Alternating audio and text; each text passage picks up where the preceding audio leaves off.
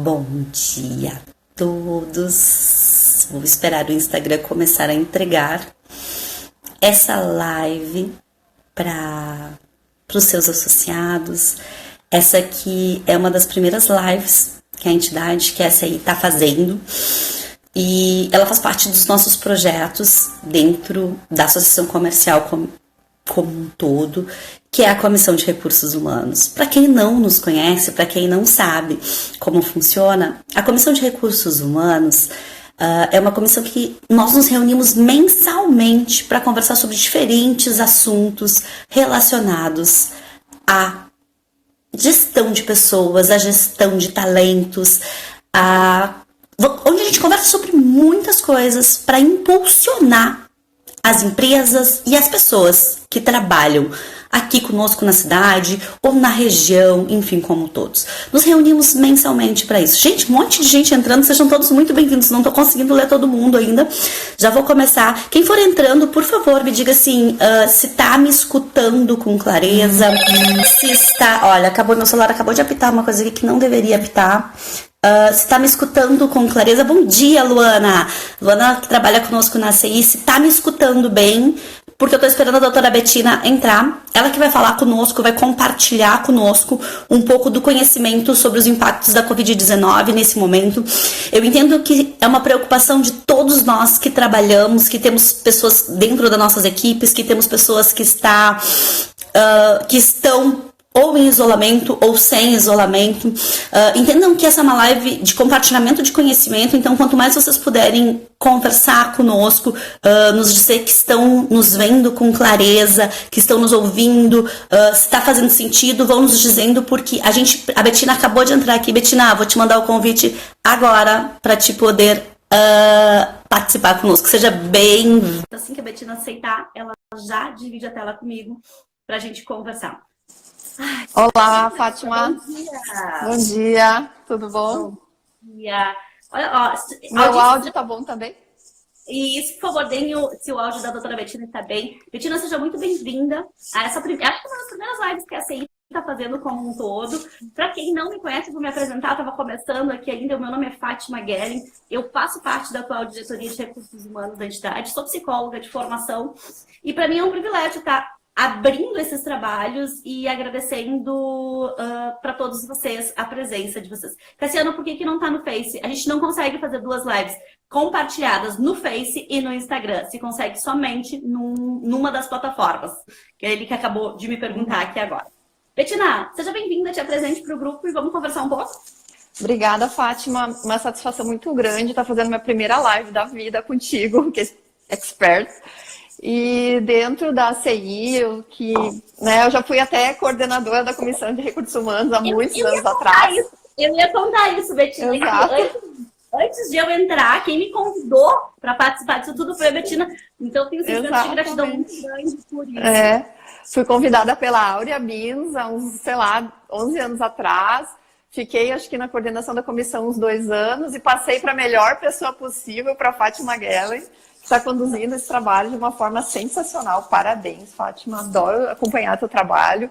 Adoro participar dos eventos da comissão quando eu posso. São excelentes. Sempre melhorando. Muito bom. Pessoal, então, me apresentando. Meu nome é Betina Kipper. Eu sou advogada trabalhista há 24 anos. E, assim, sempre na área patronal e na área tanto jurídica, de condução de processos trabalhistas, como no consultivo nas áreas de recursos humanos, que é uma das principais atividades nossa na área trabalhista aqui no escritório. Então, nessa situação agora da Covid, imagina que o nosso trabalho explodiu, né? Porque é um momento totalmente novo para o mundo inteiro, né? Não vamos nem dizer para o país todo. Então, vamos construir, todos nós, agora, um novo momento nas relações de trabalho, nas relações em geral. É isso. E assim, lembrando sempre a todos que estão entrando aqui, que está aberto o chat para fazer perguntas para a gente. A gente tem algumas perguntas que precisam ser, que a gente vai responder. Lembrando que a gente tem aqui na entidade, esse evento acontece, quando ele acontece presencialmente, a gente sempre precisa agradecer ao Uniodonto e ao Wizard, que são as pessoas que auxiliam que patrocinam esse evento. Então, agradecer a eles que nos ajudam nesse momento. Muito obrigada, presidente, está conosco. Olá, vocês têm algum modelo de acordo individual? Seja bem-vindo, Gabriel. Betina, vamos começar respondendo a pergunta do presidente, e aí a gente toca nos assuntos que a gente já... Olha, Gabriel, vamos providenciar, sim, modelos de alguns termos que a gente vai falar hoje. Já tem muito modelo rolando por aí, nos grupos e tudo mais, mas... ninguém vai ficar sem fazer as suspensões de contratos, bancos de hora, teletrabalho, por falta de modelo. Podem ficar descansados. É isso aí. Betina, quais são, então, assim, os principais impactos? Vamos pensar juntos assim. A Covid-19 está aí, tu deve estar em isolamento, eu estou em isolamento. Quais são, focando nas medidas que a gente estava falando, que é a MP 927 e 936. Estou colando aqui do lado, porque, gente, não sou advogada. Eu tô Sim. Pois é, gente, a gente tem muitos assuntos para falar numa live de 1 hora, é muito pouco tempo, mas eu gostaria de tentar passar por todos, né? E eu poderia começar, assim, pela condução das atividades de quem vai trabalhar, né? Quem está as pessoas que podem trabalhar, são as atividades essenciais, que são listadas pelos decretos, pela regulamentação das prefeituras, principalmente, e também algumas situações pontuais, como a gente acompanhou desde ontem à noite, Santa Cruz do Sul mudou algumas coisas na regulamentação das atividades, nem tudo estará suspenso, né, a partir de hoje, mas algumas atividades estão bastante restritas, então nós temos pessoas, sempre a base de verificação de quem pode trabalhar, quem não pode, é o decreto municipal. Nas atividades em que é possível a atividade ser realizada em casa, né, nesse distanciamento social, uma das principais ferramentas em termos de RH é o teletrabalho, é o home office, né, chamado, que ele foi, inclusive, uma das questões da medida provisória 927, ele foi regulamentado, assim, nunca foi proibido o trabalho em casa, na verdade. Mas ele já tinha sido regulamentado pela reforma trabalhista em 2017 e agora a MP 927 trouxe alguns detalhes na regulamentação que basicamente tratam do prazo que o empregador pode designar a pessoa para teletrabalho em casa e chamar de volta depois. E também a questão da necessidade de se fazer um acordo para tratar das despesas que a pessoa eventualmente venha a ter com o trabalho em casa. Podem as partes combinar que a pessoa vai receber um notebook do empregador para levar para casa e fazer as atividades, ou elas podem combinar que vai usar o equipamento do empregado, mas sempre, né, pode ter algum incremento de energia, alguma coisa sobre despesas. É importante que seja... assim, hoje em dia, tu não vai ter uma despesa a mais de internet, dificilmente, mas talvez algum empregado não tivesse uma conexão satisfatória e teve que contratar. Então, esses temas, de acordo com a medida provisória, precisam ser abordados entre empregado e empregador num prazo de até 30 dias. De empresária, de empreendedora, esse acordo tem que ser escrito.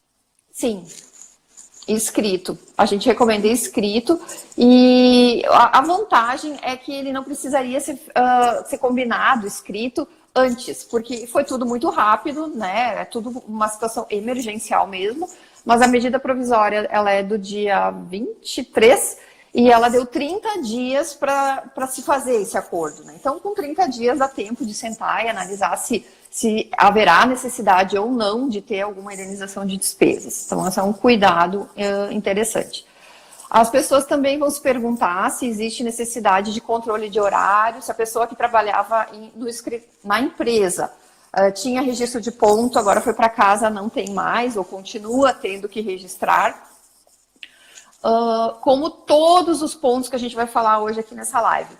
Todas as situações dessa administração de pessoas aqui durante essa pandemia vamos tratar assim, ó, gestão de riscos, análise de riscos. Não existe, dificilmente vai ter uma situação que a gente vai poder dizer, faz assim que tá ok, é garantido. Certo, né? Nós ontem conversávamos antes de nos preparando para o que nós íamos falar hoje e tudo mais. E a gente, acho que é importante deixar claro assim, que tudo que a Betina for falar aqui é muito relacionado à nossa região, Santa Cruz do Sul e região aqui próxima. São pessoas que não estejam aqui da região, que estejam nos ouvindo, né, Betina? Então, se alguém puder até dizer se é de Santa Cruz, se não é de Santa Cruz, para a gente poder até passar as informações com maior clareza para o grupo. E todas as informações é nesse momento. Essa live tem valor e tem sentido porque a gente está vivendo hoje, dia 6 de abril. Talvez muitas informações podem mudar no decorrer. Até o final do dia pode ter uma nova medida provisória, uma nova lei.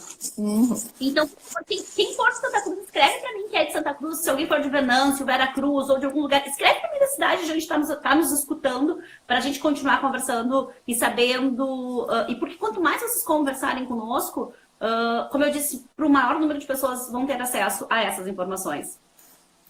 Beleza? Ó, tem isso gente aí, que trabalha, tem gente de fora.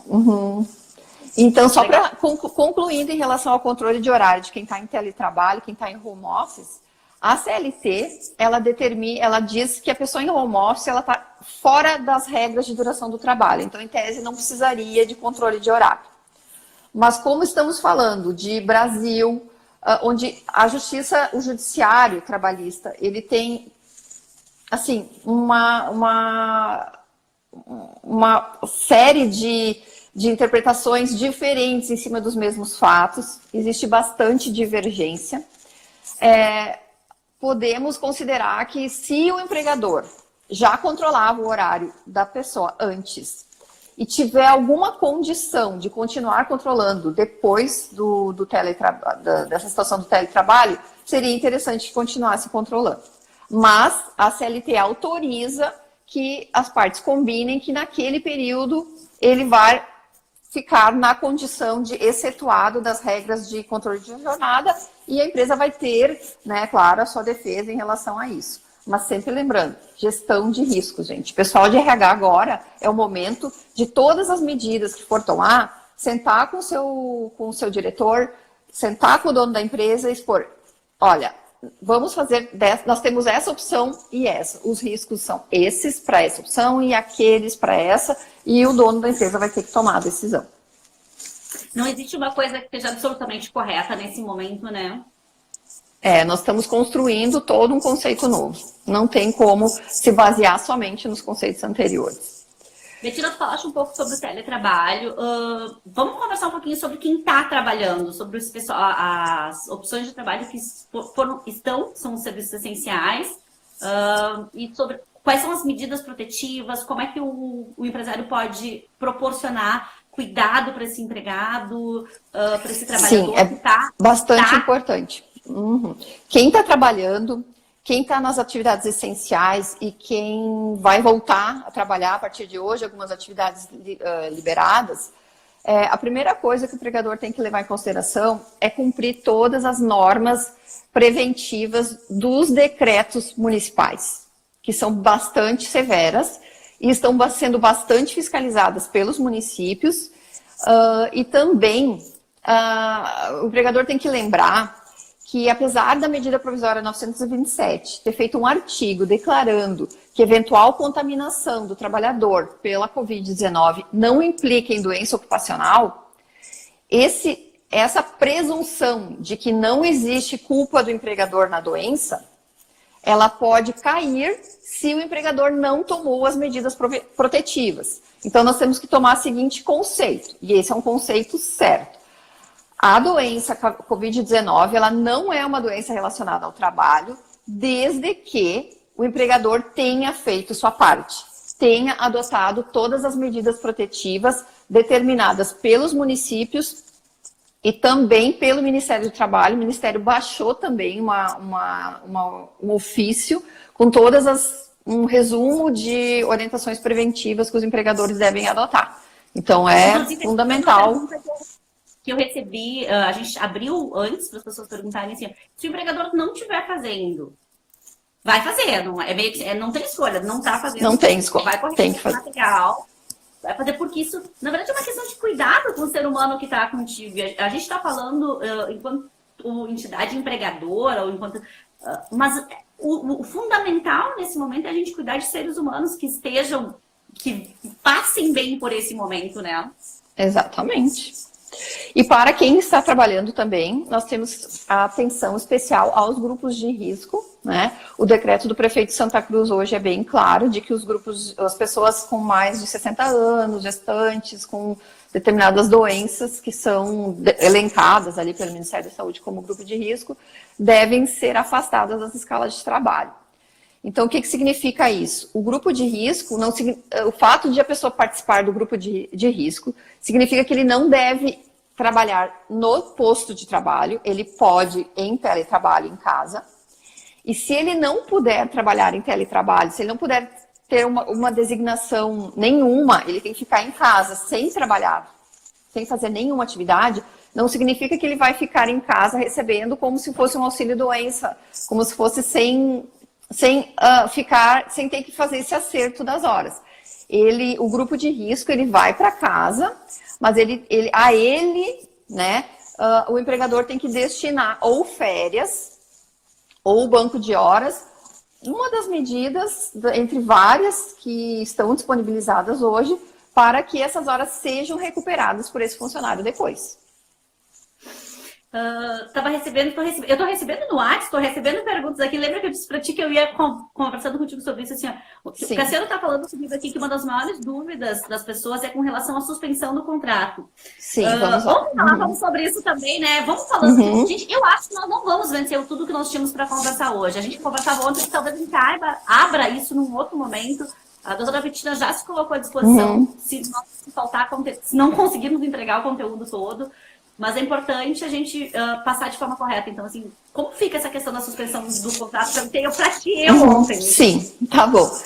Então, assim, gente, quem não pode trabalhar? O empregador tá lá, tem a empresa, tem uma loja, digamos, a loja não pode abrir, ele tem 50 funcionários, agora ele vai poder deixar um funcionário dentro da loja atendendo pedidos por telefone e tal, mas a maioria vai ficar ocioso. Então, essas pessoas... Até a medida provisória 927, paradas, o empregador fez o quê? Alguns simplesmente mandaram para casa e deixaram em licença remunerada. Licença remunerada, por motivo de força maior, a CLT permite que o empregador cobre essas horas depois, como horas extras, dentro de um certo limite que está no artigo 61 da CLT, ou seja, o empregado ele vai pagar essas horas, mesmo que o empregador não tenha assinado nada, não tenha assinado banco de horas, não tenha dado férias, ele pode cobrar essas horas do empregado, depois do retorno das atividades à normalidade, dentro de um limite de 2 horas diárias em prorrogação até 45 dias. Então, como é um limite bastante curto, a gente recomenda o banco de horas, porque ele dá uma amplitude maior. Então, assim, recomendações para quem está parado. Férias. As férias são a primeira opção onde o empregador ele está pagando o empregado, ele já está antecipando férias, que era uma despesa que ele teria mais tarde de ter que remunerar o empregado em casa. Então, os empregadores começaram já a fazer férias desde o princípio. E a medida provisória 927... Por exemplo, assim, ó, eu tenho uma pessoa trabalhando comigo que não tem direito a férias. Eu posso antecipar as férias delas dessa mesma forma? Pode antecipar as férias. Isso a medida provisória 927 trouxe. Pode antecipar as férias dos períodos aquisitivos já em curso. Períodos aquisitivos futuros, ou seja, as férias lá de 2021, também poderia antecipar, desde que com concordância do empregado.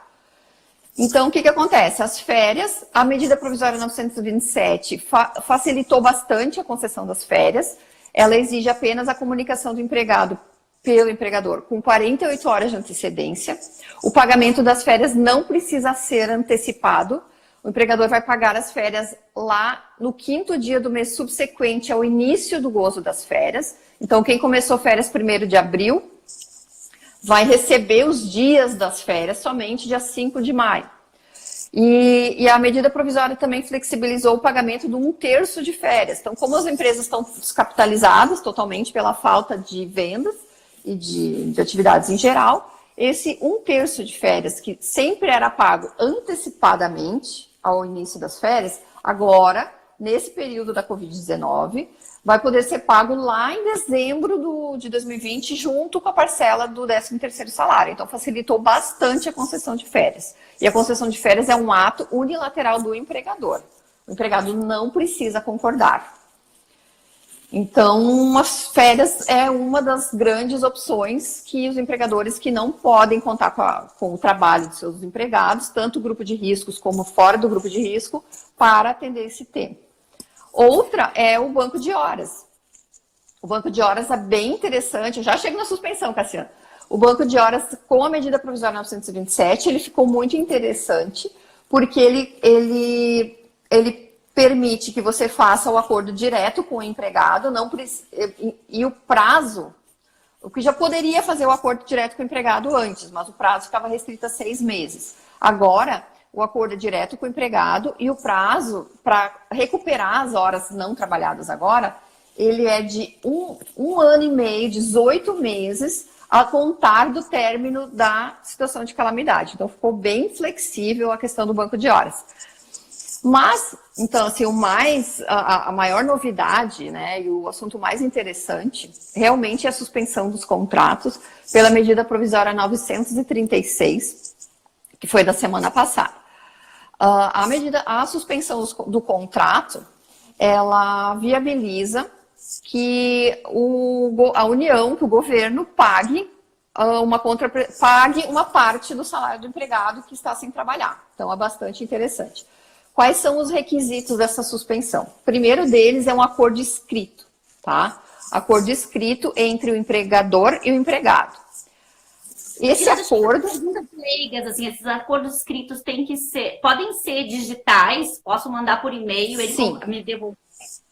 Sim, diante dessa situação de necessidade do distanciamento social, isso está pacificado que os contratos podem ser considerados assinados de forma digital. Por exemplo, você manda um e-mail para o seu empregado, ele te responde concordando, considera-se assinado. Da mesma forma o WhatsApp, você manda o conteúdo pelo WhatsApp, a pessoa te responde a mensagem concordando, considera-se assinado. Depois a gente vai correr atrás de imprimir esses comprovantes e tudo mais, mas não existe problema em relação a isso. Então, assim, detalhezinhos da suspensão dos contratos. Esse acordo, ele pode ser assinado direto entre empregador e empregado, sem a interferência do sindicato, somente para salários até R$ 3.135, que equivale a 3 salários mínimos. O acordo com salários superiores, ele tem obrigatoriamente que ser realizado com o sindicato. E os salários bem maiores, acima de R$ 12.000, na situação em que o empregado tem diploma de curso superior, também poderiam ser feitos diretamente empresa e empregado. Por que isso? Porque salários maiores de 3.135 tem que ter acordo com o sindicato e os menores não. Porque a compensação que o governo vai fazer não é integral. E ela vai ser mais próxima do salário da pessoa quanto menor o salário. Então, a pessoa que recebe um salário acima de R$ 3.000, ela já vai ter uma diferença, ela vai ficar com um déficit bem maior do que aquele que tem um salário mais baixo. Então, essa foi a justificativa que o ministro da Previdência e Trabalho apresentou para essa diferença de tratamento. Então, o prazo da suspensão do contrato é de 60 dias e a lei fala que ela pode ser dividida em 2 períodos de 30 dias. A primeira dúvida que surgiu no início, que saiu essas diretrizes, a primeira dúvida do empregador é assim, mas eu não sei se eu posso dar 30 dias, porque a minha atividade pode ser liberada antes. E aí a dúvida ficou quantos dias fazer de suspensão. A gente recomenda que faça 30 dias, porque ela pode ser interrompida a qualquer momento. Então, você faz 30 dias. A gente não sabe até quando as atividades vão ficar prejudicadas, né, gente? Então, eu acho que o melhor procedimento seria realmente usar os 30 dias e antecipar, se for o caso, de a tua atividade, a tua loja abrir e você poder contar com a pessoa antes, né? Então, em relação a prazo, seria isso. Acho que Paula está perguntando assim, se essas informações podem ser divulgadas na página das redes sociais da empresa. Sim, com Tá? certeza. As informações, sim, informar que tu vai estar de férias, isso não, isso tem que ser via e-mail ou WhatsApp, pessoa a pessoa. As informações privativas de cada empregado, sim, né? Mas assim, essas regras sobre suspensão são matérias de lei, são públicas, né? Podem, quanto mais divulgadas de uma forma correta, melhor para que as pessoas tenham um correto entendimento. A gente recebeu a pergunta do Luciano, naquela nossa pergunta por antecedência, se quem já iniciou a folga para compensação de horas com ou sem acordo com o sindicato pode mudar e aderir a essa suspensão do contrato ou a redução salarial e de jornada, que também a gente vai falar depois. Pode sim. Ela é aplicável a todas as pessoas, a todos os trabalhadores da empresa. Estavam eles em casa ou estavam eles trabalhando na data que você vai tomar a decisão de fazer a suspensão. E outra pergunta também que veio, que ela é muito comum, ela é feita por muitas pessoas, é se a empresa é obrigada a fazer suspensão com todo o setor, com a empresa inteira, ou se pode ser com listas de determinados empregados. Então, realmente, podem ser determinados empregados, porque só a empresa vai saber quais pessoas podem ser colocadas em suspensão e quais precisam ainda fazer alguma atividade, né? Então, a liberdade é total, né, em relação a quais empregados serão envolvidos nessa questão da suspensão dos contratos. Muito importante, quando a empresa vai tomar a decisão sobre usar ou não essa suspensão, é que ela é uma medida para proteger empregos, para evitar demissões. Isso significa que as pessoas abrangidas terão uma certa estabilidade. Digo certa estabilidade porque o termo técnico é garantia de emprego. Então, o que acontece? No período da suspensão, digamos, você estipulou 30 dias. Nesse período, o contrato dele está suspenso, ele não pode ser demitido, muito claro, mas ele também não pode ser demitido no igual período após o retorno das atividades. Então, você tem que pensar se você realmente pode colocar essa pessoa em suspensão, se você não vai precisar do trabalho dela, e se você não vai precisar fazer alguma demissão, porque estará com garantia de emprego no período superior. Eu coloco essa pessoa em suspensão agora, receba esse auxílio do governo, mas eu tenho que dar a garantia de depois de terminar esses 30 dias que eu vou manter esse funcionário, esse profissional trabalhando comigo mais tempo. Pelo menos por esse prazo, E então, também, assim, interessante...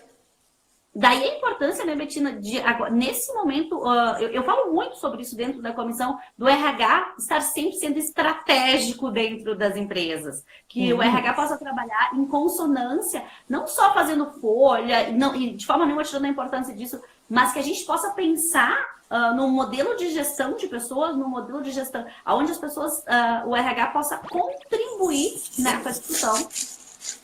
Exatamente. O RH tem que dar as estratégias, tem que fazer, que nem eu vi, alguns colegas da comissão compartilharam comigo uma planilha com todas as possibilidades, as opções, como funciona, custos envolvidos, porque o RH tem que municiar o seu gestor, o dono da empresa, o diretor, para a melhor tomada de decisão. Então, nesse momento, vai ser de intenso trabalho para as áreas de RH e jurídicas. O que mais eu falaria sobre a suspensão? Sobre o procedimento, né? O procedimento está bem claro na medida provisória. A empresa, então, assina o acordo com o empregado ou com o sindicato, dependendo do salário, e comunica o governo no prazo de 10 dias, o Ministério da Economia. Parece até que já está disponível, hoje eu não consegui olhar, mas parece que já está disponível no site do Ministério da Economia o depósito dos acordos e o cadastramento das informações para que o governo faça o pagamento da parcela devida ao empregado. Então, a informação é dessa maneira, o empregador também, mesmo que seja possível fazer o acordo diretamente com o empregado, ele precisa comunicar ao sindicato, mandar um e-mail, uma carta, enfim, no prazo de 10 dias, é um requisito da lei, né, para dar publicidade para a situação. E também, assim, quais os pagamentos que a empresa precisa fazer para o empregado nesse período da suspensão. Se a empresa, em 2019, teve um faturamento inferior a R$ 4.800.000, ela não é obrigada a fazer nenhum pagamento ao empregado, apenas garantir os benefícios que eventualmente ela já fornecia, por exemplo, o plano de saúde, né? Mantém os benefícios. Mas pagamento para empresas com esse patamar de faturamento não seria obrigatório. As empresas com faturamento superior a 4.800.000 precisam pagar um valor a cada empregado com contrato suspenso, no valor equivalente a 30% do seu salário. Interessante lembrar que esse pagamento que a empresa com faturamento superior fará ao seu empregado, ele não será a título de salário, ele será a título de ajuda emergencial. E a lei é muito clara, dizendo que esse pagamento de 30%, ele não terá natureza salarial, ou seja, ele não terá encargos de INSS, o fundo de garantia, vai ficar assim uma rubrica mais barata para o empregador, e inclusive talvez viabilizando que ele tome a decisão de pagar um valor até superior.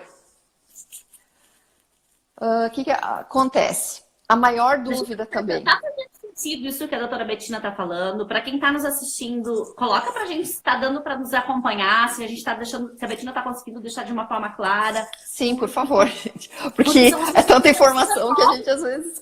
são assuntos novos, então assim, por gentileza, se está fazendo sentido para mim, me coloca um ok, sim, está fazendo. Eu recebi algumas perguntas no meu WhatsApp, eu não estou conseguindo acompanhar as duas coisas, então assim...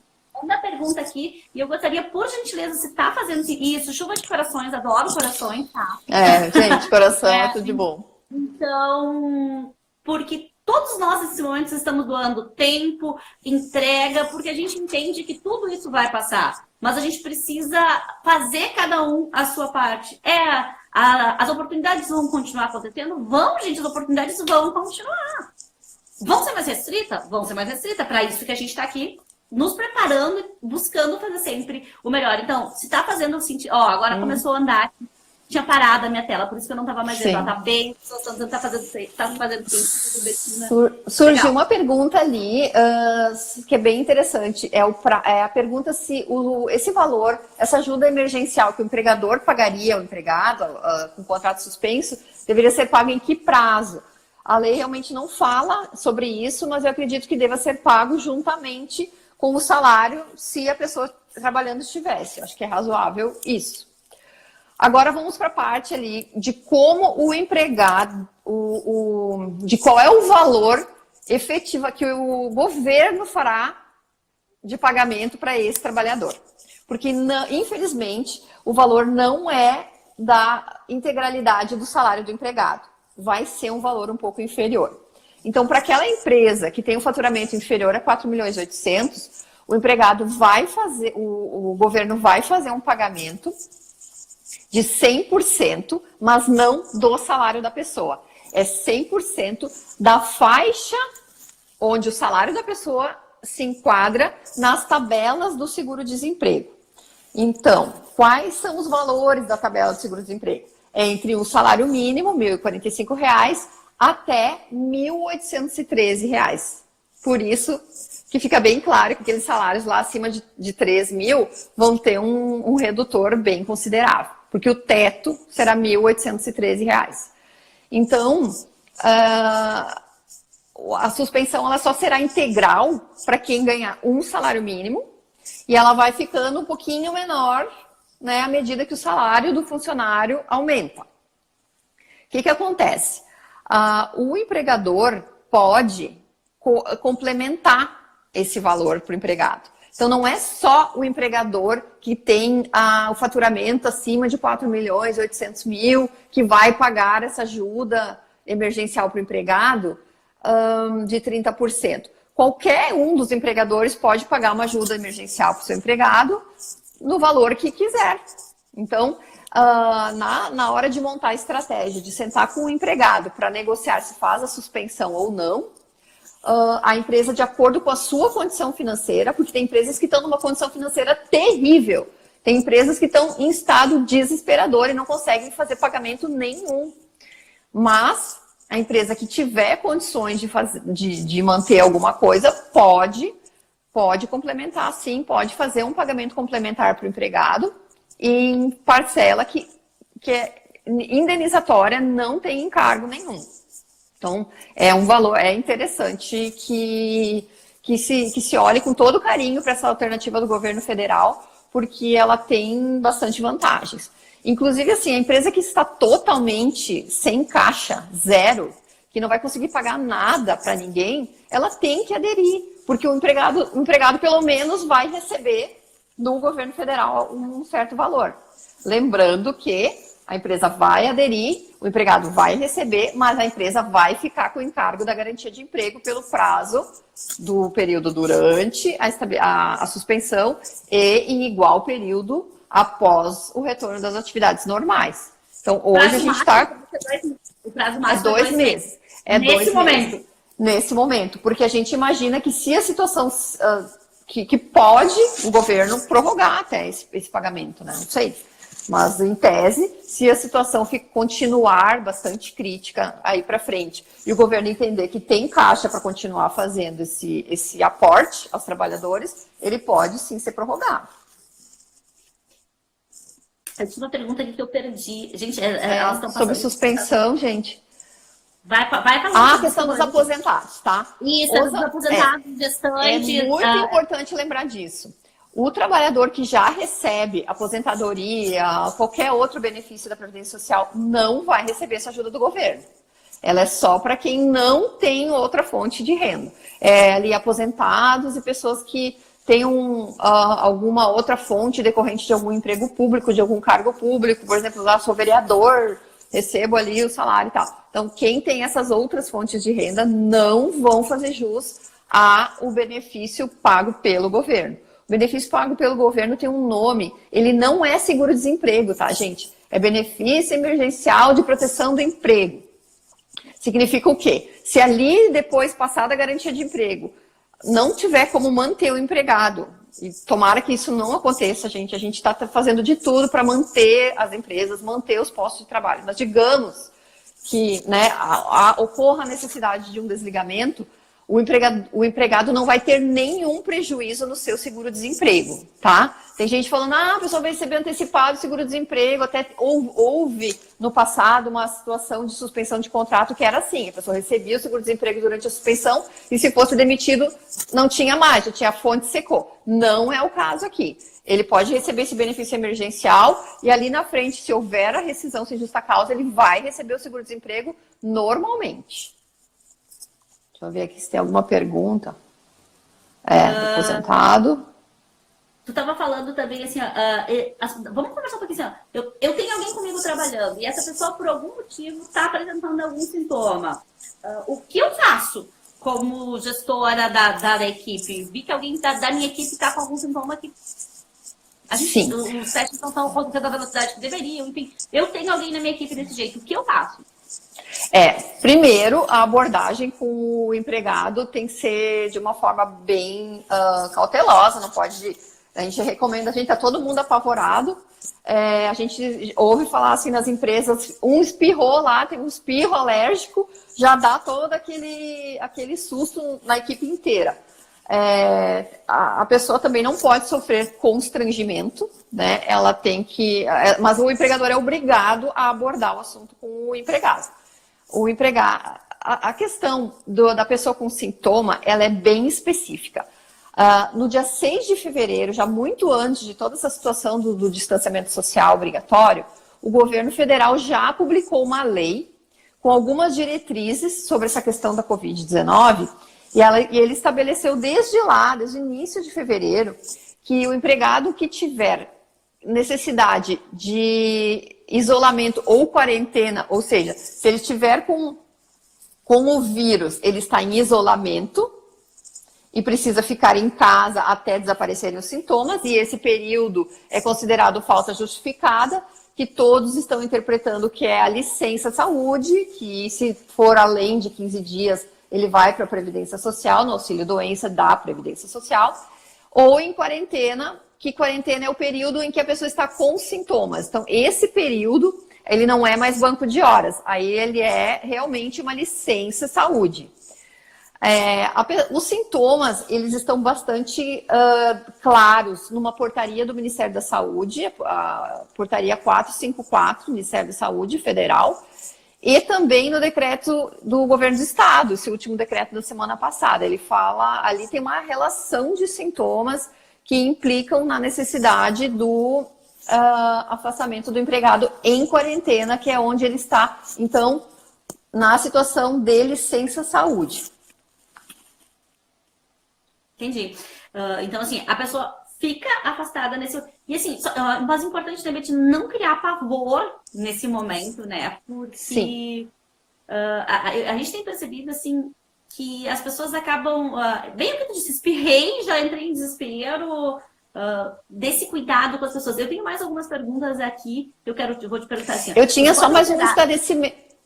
Por favor. Só para concluir ali sobre essa questão das pessoas com sintomas. A portaria do Ministério da Saúde, a portaria 454, ela diz que a pessoa com sintomas, ela deve apresentar um atestado médico acerca da necessidade desse afastamento. E a portaria também fala que se tem um familiar do teu empregado com sintomas, o atestado médico vai contemplar todas as pessoas que moram na mesma residência. Então, a princípio, para esse afastamento, o empregado teria que apresentar ao empregador esse atestado médico.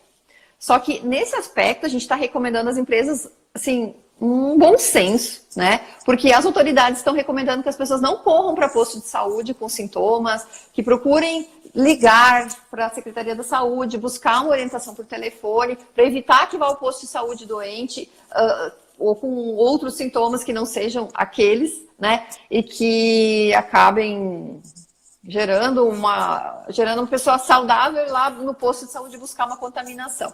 Então, as pessoas que não tiverem esse atestado, mas tiverem sintomas, o empregador vai ter que analisar caso a caso, com muito bom senso, a conveniência ou não de exigir esse atestado, tá, gente? Muita calma. O Luciano está perguntando ali, ó, se a empresa voltar antes do término da suspensão dos 30 dias, a dúvida é quem paga esses dias suspensos? O governo vai pagar os dias até o dia da reconvocação do trabalhador.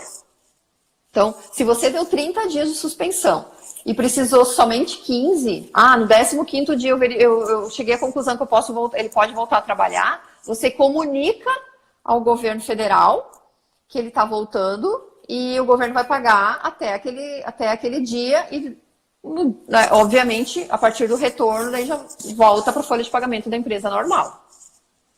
Legal. Betina, a gente estava falando assim, e se eu tiver alguém na minha empresa trabalhando que diz assim, gente, eu não vou, eu tô com medo, eu não quero ir trabalhar. O que a gente faz? Qual é a recomendação? Assim, o empregado onde a empresa está com o trabalho permitido, autorizado, e não se enquadra nessa situação dos sintomas e nem do grupo de risco, ele tem que trabalhar, gente. Assim, o mero receio, né, ele não tem fundamento nenhum para a recusa do empregado. Existem dispositivos, assim, nas normas de proteção e tal, que dizem, não, se o empregado... Sempre teve, né? Se o empregado sente que ele está exposto a um sério risco no seu emprego, ele tem o legítimo direito de recusa de fazer determinada atividade, etc. Mas aqui no caso, a não ser que o empregador realmente não esteja tomando as atitudes, as medidas preventivas corretas e tudo mais, não existe a possibilidade de simplesmente o empregado se recusar e trabalhar sem uma justificativa concreta. Até porque, gente, as atividades essenciais, os supermercados, as padarias, as farmácias, são atividades que nem podem fechar. Os decretos, desde o federal até o estadual, o municipal, a atividade essencial é proibida de fechamento. Então, se a empresa exerce uma atividade essencial, que ela não pode deixar de prestar essa atividade essencial, o empregado, ele também, sem os empregados, as atividades não ficam de pé, né, gente? Então, essa recusa a comparecer ao trabalho não é legítima, não. O empregado não pode se negar a trabalhar. O que o gestor faz nesse caso, Betina? Chama, conversa, orienta? A gente tá recomendando para os casos assim que já aconteceram, né, que a gente já analisou com clientes e tal, o diálogo, né? O diálogo, a explicação dessa condição toda, e tem dado resultado. Assim, não foi necessário fazer nenhuma advertência escrita, tomar aquelas penalidades disciplinares, né? Advertência, suspensão disciplinar e tudo mais. Porque a gente compreende a angústia dos trabalhadores, né? Mas aí nessa hora, né, Fátima, a psicologia tem que entrar em ação bem mais forte do que simplesmente as medidas disciplinares. O Luciano está perguntando se a live vai ficar gravada. Luciano, se eu conseguir salvar ela aqui, sim, a gente vai deixar ela salva. Eu estou tentando salvar ela até para subir depois para a nuvem, para ficar disponível em uma outra plataforma. Não sei te garantir ainda, mas 24 horas sim ela vai ficar aqui gravada no Instagram da ACI. O que mais, Betina, a gente pode compartilhar de conhecimento? Olha, eu acho, a gente tem 15 minutos, como passa rápido, mas eu gostaria de falar da redução de horário de trabalho com redução de salário, que é uma medida que veio junto com essa da suspensão dos salários, da suspensão dos contratos, e está todo mundo com bastante curiosidade também. Então, a redução de jornada e salário, ela tem os mesmos critérios para o acordo com o empregado da suspensão, ou seja, salários até 13.135 podem ser negociados diretamente entre o empregador e empregado, salários superiores diretamente teria que ter acordo com o sindicato, a não ser que para os salários superiores a redução fosse limitada a 25% do salário. Nesse caso, o acordo com a redução na faixa mais baixa, o acordo pode ser diretamente entre a empresa e o empregado, independente do salário.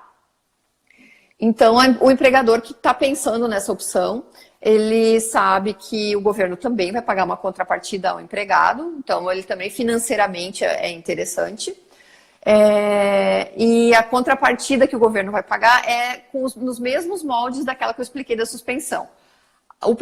O percentual da redução, ele pode ser entre 25%, 50% e 70%. Reduz 25% da jornada, o empregado reduz 25% do salário, o governo paga 25% sobre a faixa do seguro-desemprego que a pessoa receberia, né? Aqueles de 1.045 a 1.813.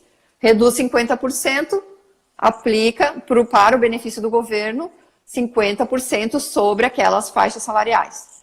E o empregador segue pagando o percentual remanescente como salário normalmente, e o empregador ainda pode, para complementar aquele déficit na folha que é representado entre o valor do salário e o valor da faixa do seguro-desemprego, o empregador ainda pode pagar uma ajuda de custo emergencial sem encargos. Então, o que ele vai pagar de salário tem encargos, e o que ele vai pagar de complementação não tem encargos.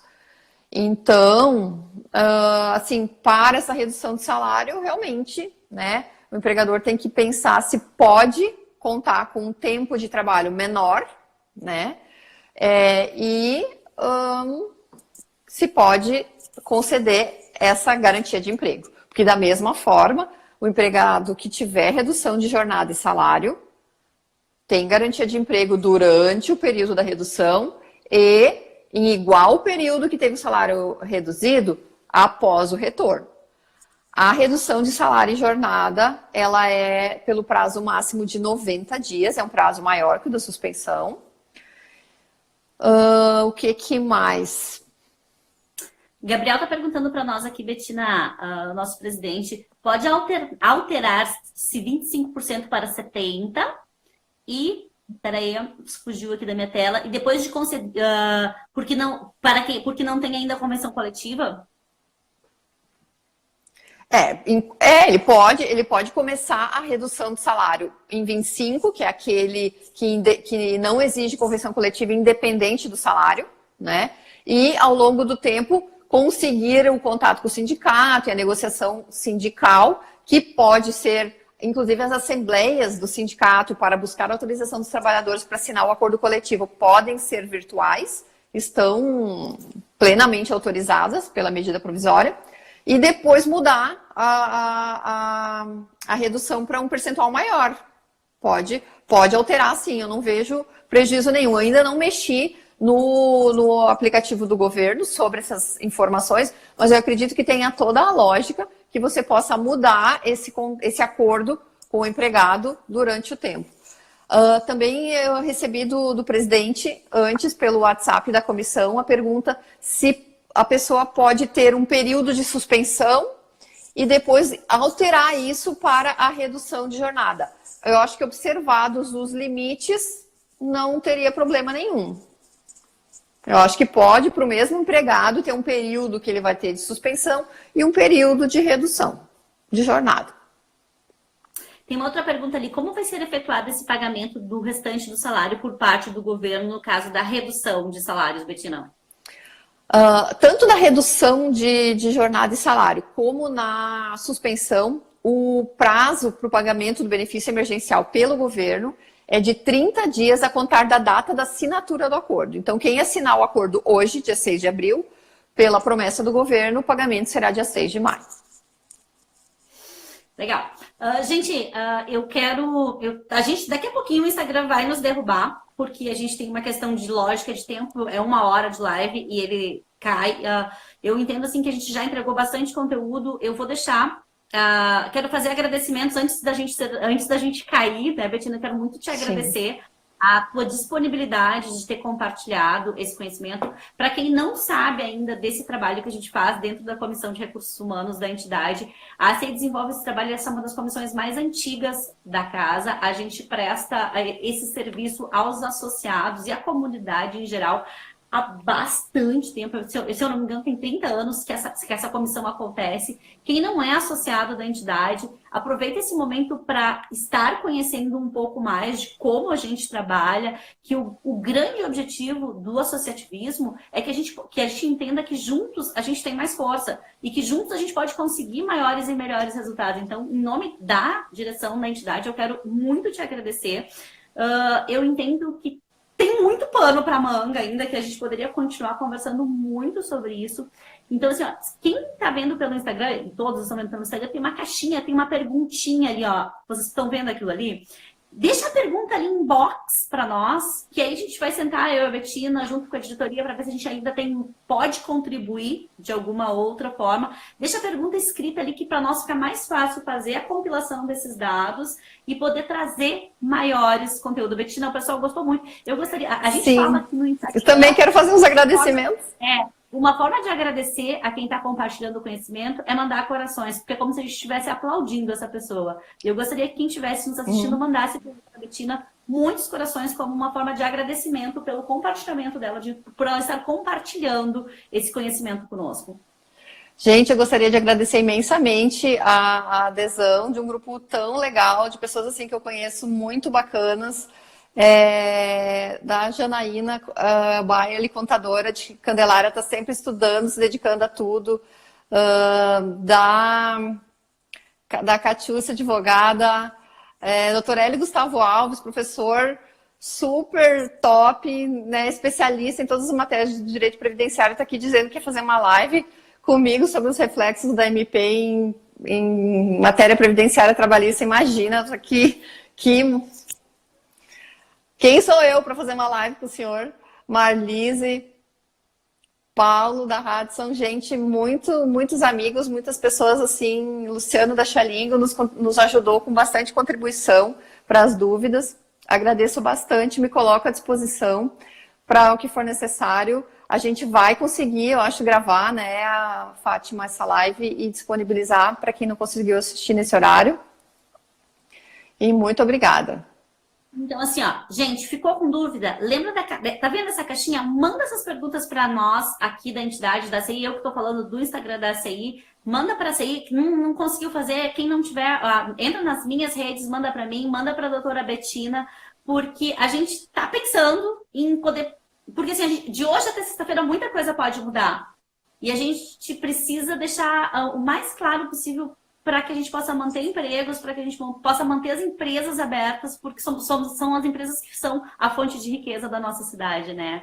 A Vera está dizendo ali, precisamos de mais esclarecimentos, sim, muito vale a iniciativa, muito boa a iniciativa, às vezes me faltam as palavras, Lembrando de agradecer que hoje estamos online, mas a comissão de RH acontece mensalmente, ela acontece mensalmente porque a gente tem 2 super patrocinadores, que é a Wizard e a Unodonto. Preciso falar sobre isso, porque é isso que mantém esse espaço aberto quando a gente não está todos online. Betina, considerações finais?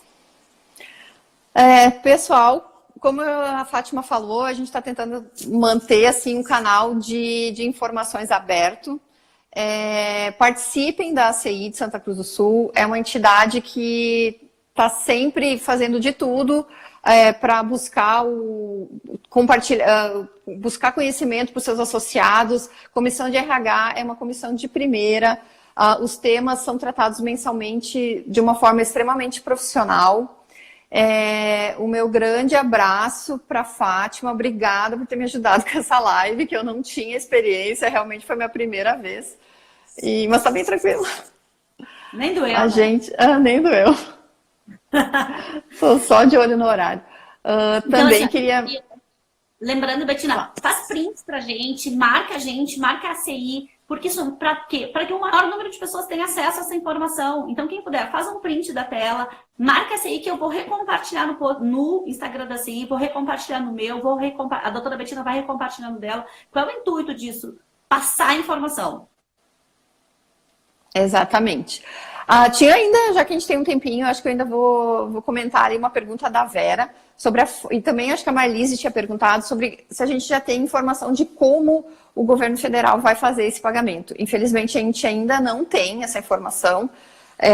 Eles falaram em pagamento em contas bancárias. Então, talvez o empregado talvez as empresas possam informar a conta bancária de empregados, ou talvez eles abram contas, forneçam vouchers. Tudo vai ser pensado para que exista o mínimo possível de saídas em rua dos trabalhadores, mas o governo não definiu isso ainda, pelo menos até a hora que eu estava olhando de manhã, como a Fátima falou, isso está mudando toda hora, então a gente não tem essa definição ainda. Outra coisa também, uma outra questãozinha prática, uma dúvida que tá batendo sobre tanto a suspensão do contrato como a redução do salário, se a base do pagamento é o salário fixo do empregado ou o salário com as suas integrações. Então, é uma matéria que não está definida, né? Mas a tendência é que seja a remuneração com todos os encargos, até porque quando se faz a informação do valor do salário para o seguro-desemprego, se informa, né?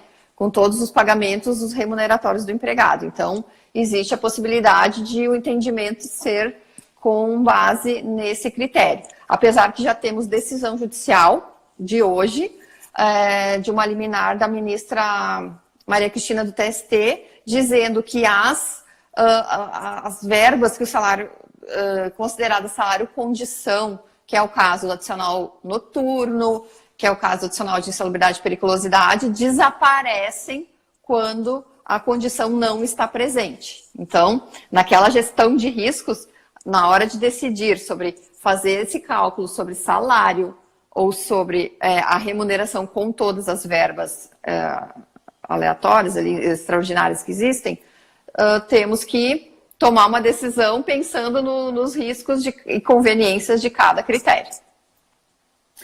Tudo isso é uma situação completamente atípica, né, Betina? A gente vai seguir conversando. Muito obrigada, presidente, por estar aqui conosco.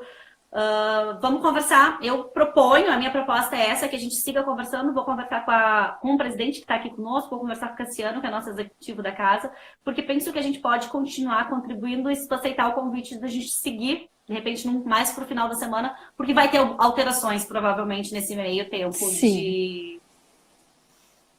Verdade. De coisas que vão estar acontecendo. Então, se alguém tiver alguma dúvida, mande pra gente ainda, que a gente vai estar conversando. Betina, só agradecer de verdade, assim. Eu lembro quando eu conheci a Betina, que a dona Áurea me disse assim, a Betina é a pessoa que consegue falar de uma forma super simples, algo muito complexo. E eu vou sei não, falar mas é o que a gente tenta. Isso. Vamos sair em 20 segundos. Muito obrigada a todos. Quem puder fazer um print pra gente, marca a gente na tela pra gente poder seguir compartilhando o conhecimento. Vou salvar a live para que todos nós ficamos aqui. Valeu. Obrigada, amiga. Valeu. Tchauzinho.